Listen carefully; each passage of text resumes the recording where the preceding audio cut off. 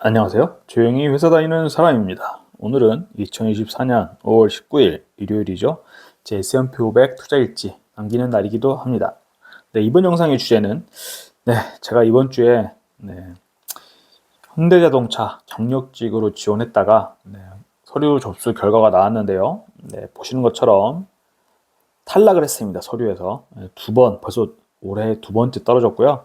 좀 충격이 아닐 수가 없는데요. 그거를 S&P 500으로 극복을 해야겠다 생각을 좀 하고 있습니다.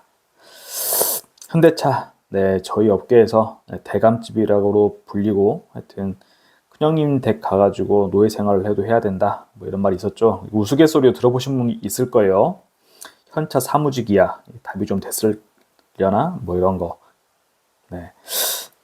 그 정도로 현대차 다닌다고 하면은 국내에서는 정말 대기업 다니고 있다 이렇게 인정을 받는 회사기도 하죠. 그럼 저는 왜 이직한 지 이제 1년도 채 안 됐는데 또 현대차를 가고 싶어서 지원을 했을까요? 제가 제 말에 이제 신빙성이 있다는 것을 증명하고 싶어가지고 실제로 제가 이번 주에 받은 서류 접수 결과 캡처해가지고 남겨놨는데요. 제 개인 정보랑 채용 직무 이런 거는 부자크 처리를 좀 했고, 아무튼 탈락했다는 이 연락을 받으면 제가 뭐 당장 직장이 없어가지고 그런 백수도 아니어서 뭐 생계에 곤란이 있는 건 아니지만 기분이 유쾌하지 않은 것만은 사실입니다. 제가 지원하려고 했던 이유는 지금 생각해 보면은 서 있으면은 사람이 앉고 싶고 앉아 있으면은 또 눕고 싶잖아요. 모든 걸 다 갖고 싶은 욕심이 컸던 것 같습니다. 대체로 현 직장에 만족을 하고 있고, 그렇지만 현대차로 이직을 하게 되면은 연구소가 그 경기도 화성시 남양읍 뭐 이런 데 있기 때문에 좀 외진데 있더라고요. 그래서 출퇴근은 지금보다 뭐 거의 매일 출근해야 될 거기 때문에 훨씬 더 힘들어지고, 셔틀버스를 타더라도 뭐 하루에 3시간, 4시간을 길바닥에서 버리게 되겠죠. 그리고 워라밸이 지금 회사보다 좋으리란 보장도 당연히 없고, 하지만 현대차가 망하면 우리나라 제조업 다 망한다라는 말이 있을 정도로 정년이 뭐 보장될 것 같은 느낌적인 느낌, 사기업이지만, 그리고 돈도 지금 회사보다 뭐 얼마라도 더 벌 수 있는 그런 곳에 좀 가고 싶었던 욕심이 있었던 것 같아요. 근데 왜 저는 여기에 지원했을 때 두 번이나 탈락했을지 곰곰이 좀 생각을 해봤는데요. 왜 제가 떨어진 거에 대해서 좀 이제 자극을 받은 이유가, 이전에 제가 이직을 도전하려고 했을 때 나이나 뭐 커리어로 봤을 때 거의 뭐 제가 가겠다라고 지원을 하면은 최소한 서류 심사 정도는 통과를 했던 것 같은데, 이번에 이제 현대차는 두 번이나 저를 떨궜기 때문에 왜 그랬을까 좀 고민해봤는데, 제가 이번에 지원한 직무는 직무가 거의 적합하다고 봤고, 그 관련된 특허도 전 회사에서 출원한 적이 있기 때문에 가능성이 높다 생각을 했었는데, 왜 그랬을까 생각했을 때 그 사람의 엔지니어로서의 능력도 보지만, 물론 연차 대비해가지고 너무 잦은 이직을 해서 이 사람을 뽑아놨는데 막상 또 도망가지 않을까 뭐 이런 우려가 있을 수도 있을 것 같고, 그리고 제 나이가 이제 30대 후반이잖아요. 40대에 가까우기 때문에 새로 뽑아가지고 새로운 조직에서 이제 적응해 나가기가 쉽지 않을 수도 있겠다. 원래 나이를 먹으면 여기저기 움직이는 게 쉽지 않아지잖아요. 하여튼 그래서 이런 식으로 제가 현 직장에 오기까지 이직을 한 4번 정도 한 것 같은데 좀 많이 한 편이죠.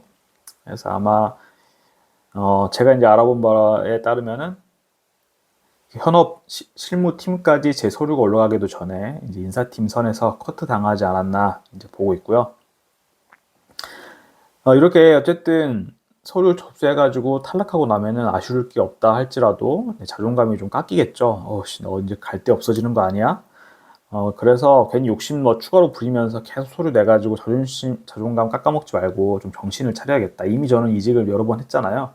메뚜기도 아니고 이제 진드콘이 다녀야겠다 생각을 좀 하고 있었고, 제가 그러면은 왜 또 작년에 또 대기업을 가고 싶어 하면서 작년에 다녔던 대기업도 현대차만큼은 아니지만 그래도 꽤 안정적이고 괜찮은 회사였는데 거길 박차고 나온 이유가 무엇이었을까를 다시 한번 상기해 봤습니다. 어차피 저는 2030년쯤에 조기 은퇴하는 것을 목표로 하고 있었고, 그렇기 때문에 정년이 보장되는 회사는 저에게 고려 대상이 아니었습니다. 오히려 회사를 다니는, 이제 몇 년 안 남았기 때문에 다니는 동안에 최대한 월급을 많이 받아가지고 S&P 500을 사는데 투자금을 늘려야겠다 그렇게 생각을 했었고요. 그리고 전 회사도 셔틀버스 타고 왔다 갔다 하느라고 하루에 2~3시간을 길바닥에서 썼었는데 허리도 많이 안 좋아지는 것 같고 몸도 많이 피곤했고요. 그래서 재택근무가 되고 워라밸도 좋은 여유 있는 근무 여건을 추구해가지고 이직을 하게 된 거거든요. 근데 이제 와가지고는 이제 그런 게 충족이 되니까 이제 정년 보장, 네임밸류 있는 대기업도 이런 거를 추구하고 있는 것 같아요.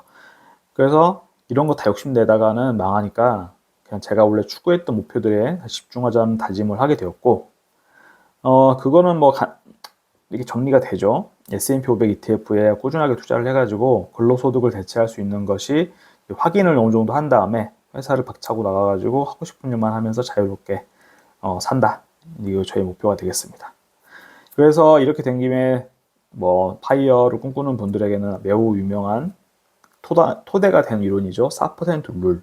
미국 기준이긴 한데 제가 챗GPT한테 다시 한 번 더 물어봤어요. 이게 뭐냐면 미국의 트리니티 대학에서 발표한 이론인데요. 주식이나 채권에 전 재산을 투자한 다음에 여기서 그 투자금의 4%씩 매년 인출해서 인플레이션까지 반영해서 또 그 다음에 4% 플러스 인플레이션 퍼센트까지 더해서 인출해서 썼을 때 내가 죽을 때까지 자산이 남아있을 확률이 얼마나 되느냐라고 봤을 때 4%, 그러니까 자산의 4% 정도만 인출하면은 죽을 때까지 내 자산이 떨어지지 않고 살 수 있다. 이런 결론이 나왔었고요. 그래서 4% 룰의 장점 중에 이제 눈에 띄는 게 이거 안정성이에요. 과거 데이터에 기반한 연구 결과고 이거를 가지고 4%씩만 인출했으면은 고가를 죽을 때까지 당할 위험이 없다. 거의 없다. 이렇게 하고 있고요. 물론 뭐 한계는 있죠. 미래가 어떻게 될지 모르기 때문에 변동성도 알 수 없고 그리고 미래의 불확실성 뭐 그리고 개인들의 어떤 건강 상태, 생활비를 얼마나 쓰는지 세금을 얼마 더 내야 되는지 이런 거는 고려되지 않았기 때문에 한계점이 있는 이론이기도 합니다. 하지만 파이어를 꾸시는 분들에게는 이 4% 룰, 룰 오브 25 이렇게 많이 널리 알려져 있고요. 간단히 설명을 해보자면은 이런 거죠. 저는 이제 현재 우리나라 인터넷상에서는 워낙에 부자들 허풍이 가득하기 때문에 뭐 1년에 1억 가지고도 생활비가 부족해요. 한 달에 1,000만 원 벌어서 누구 코에 붙여요. 이런 사람들이 인터넷에 많잖아요. 근데 그런 거 다 차치하고 실제 우리나라 통계를 봤을 때 상위 20%의 삶을 보면은 5분위가 상위 20%인데 한 달에 490만 원 정도 씁니다. 이거를 달러로 환산해 보면은 한 달에 3,600달러 정도를 쓰고요. 그러면 이쪽 이 4%룰 테이블에 보면은 이쪽에 속하겠죠. 그러면은 1년에 대충 한 4만 불 정도가 필요하고 이 4만 불을 4% 룰에 의해서 만들어내려면 총 투자 자산은 100만 불, 100만 장자여야 한다. 이 말이 되겠습니다. 100만 장자면은 현재 환율 기준으로 한 13억 정도 필요하다라는 말이 되고요. 근데 여기서 제가 뭐 4분위 정도로 내려보면은 지금 당장도 어쩌면은 파이어가 4% 룰에 의한 파이어가 가능하지 않을까 생각을 해보고 있습니다. 한 가지 또 고무적인 내용은 지금 우리나라 통계로 봤을 때 보통 4분위, 5분위가 우리나라 이제 40대, 50대, 60대 이쪽 나이에 계신 분들이고 그들의 가구 분포를 보면은 2명에서 한 3명이죠. 저희는 근데 딱 2명입니다. 애가 없기 때문에. 그러면은 저희가 4분위의 삶을 선택한다고 해도 이 0.79명만큼에 대한 거를 저희 2명에게 할당할 수 있기 때문에 삶의 질이나 어떤 씀씀이 같은 거는 이제 4분위와 5분위 사이에 있는 4.5분위 정도가 될 수 있겠다. 그러니까 지금 당장 뭔가 파이어를 선언하고 살아도 삶의 질이 크게 떨어지진 않겠다 생각을 해보고 있고요.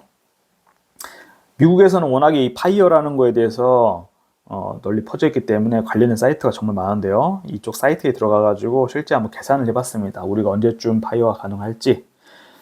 지금 이 결과에 따르면은 정말 앞으로 3년 뒤 39살 정도면은 4% 룰에 의한 파이어가 가능하지 않을까. 여기 타겟 위드로월이라고 있는데 이게 4%를 넣은 거거든요. 그래서 현재 자산을 모두 그 S&P 500의 한 80% 그리고 미국 채권에 한 20% 정도 투자를 한다는 가정하에 그리고 은퇴한 다음에 연간 5천만 원 이상을 쓴다고 가정했을 때, 앞으로 3년 후, 그러니까 39살이면은 네, 영원히 자산이 고갈되지 않으면서 인플레이션에 맞춰가지고 돈을 좀 인출해서 써도 되는 상황에 도달할 수 있겠다. 네, 그런 결론을 얻었고요. 그래서 이제 저는 좀 반성을 했습니다. 영상 자료를 만들면서. 저는 이미 이직을 해가지고 제가 바라던 대로 좋은 동료들과 제가 하고 싶었던, 좋아하는 일들을 하면서 재택근무도 하고 있죠. 주 3회씩 그렇게 누리고 있는데 왜 또 이직을 하려고 했을까? 1년도 안 돼가지고. 그리고 저는 이미 14년 전 그 신입사원 대학교 4학년 때부터 네, 이미 경제적 자유인이라는 개념을 알고 있었거든요. 그때부터 준비를 해왔습니다.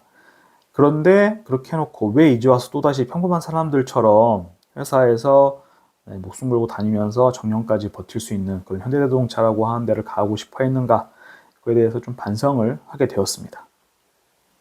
이제 S&P 500 투자 이야기 좀 해보면요. S&P 500은 지금 5월 15일에 스승의 날이었죠. 이때가 부처님 오신 날이었나요? 스승의 날이기도 하면서 하여튼 그때 역사적 최고점을 또 갱신했습니다. 5,303. 그래서 제 계좌는 당연히 또 늘어났는데 또 환율이 근데 약간 떨어지면서 뭐 이렇게 약간 상쇄되는 바람에 한 0.1% 정도 자산이 상승을 했고요.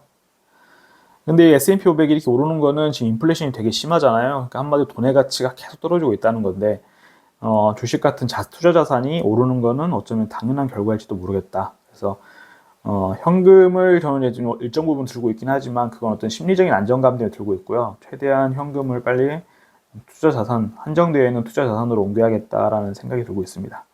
이번 주는 아무것도 사거나 팔지 않았고요. 네, 포트폴리오 현금 비중 보면은 이제 45%, 그리고 다음 주에 25일 토요일인데 24일 날 월급이 들어올 거고 그때 또 매수를 하게 될 것 같습니다. 네, 2024년 투자 수익률인데요. 지금 또 17% 정도 이렇게 기록을 하고 있고, 네, 올해에만 한 S&P 500으로 한 1,200만 원 정도 이렇게 수익을 내고 있는 것 같습니다. 네, 그리고 마지막으로 경제적 목표 달성 현황인데요.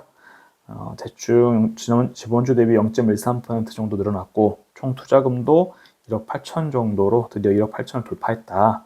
네, 이런 모습 보여드리면서, 네, 이번 한 주도 회사 다니고 뭐 투자하시느라고 수고 많으셨고요. 다음 한 주도 화이팅 기원하겠습니다.